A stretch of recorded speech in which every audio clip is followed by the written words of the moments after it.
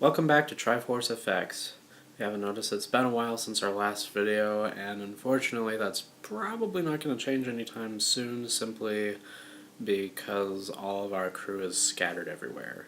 But I figured in the meantime I might as well provide you guys with a video, and today I'm going to be reacting to our very first video, Fail Prank.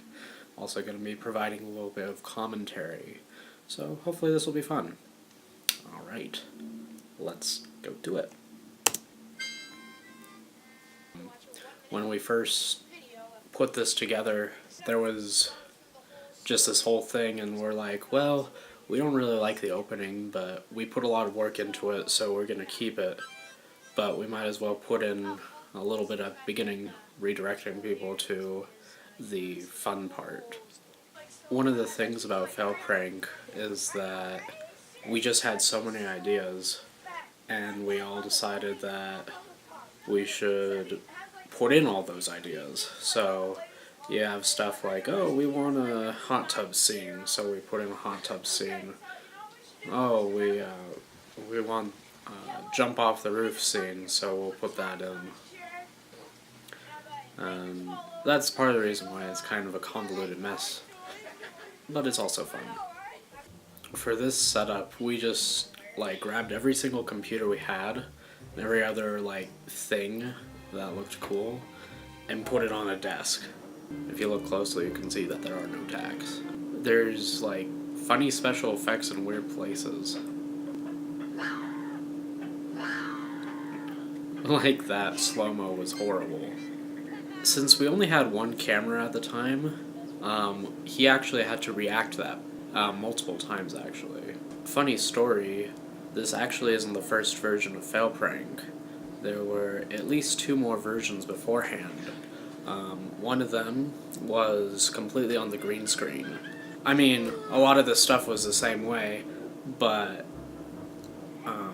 they found invisible clothes, which just doesn't add to the narrative at all. And then the second version was not on the green screen, but it still did the invisible clothes, and we used a bunch of clean plates for that and some old editing software to try and do the chroma key. A lot of those ideas ended up in here to some degree. Another funny thing is, since this was 6-7 years ago, everybody has grown up. Most of the people's voices have deepened and changed as everybody's gone through puberty. Another thing that happened a lot was just in the moment stuff. Sam had brought some Go-Gurts to the shoot, and they're like, hey, since we have Go-Gurts, let's use them in the film. Okay. Here's an editing mistake right here. That pause was not supposed to happen, as you might be able to guess. Once again, we just tried to pack the whole thing with just as much ridiculous as we could. Another thing that didn't happen is we never really, unless it was a really bad shot, we rarely ever did second takes. That's why you see a lot of mistakes that just are in the final product. I think at this point, literally the only equipment we have, and kind of still have, it was a camera. It was a flip video camera, and then a tripod. This took an insane amount of editing time. We filmed, I think, pretty much all of it back in December, and it wasn't until February that the edit came through. And part of that was just because A, we wanted to fit everything in, and then B, because there were a few special effects shots that I would spend just hours trying to work on. As you can tell, most of those special effects shots didn't exactly, they weren't great. The horrible compositing in the editor that puts these black marks around the gun flares, I guess you could say it's stylized. And the really bad blood that sometimes goes in front of the other objects. Sam really wanted to do this little bit right here with the fireman carry. Left a bunch of clipped audio in it though. Every time that bass drum hits or whatever it is, it's just...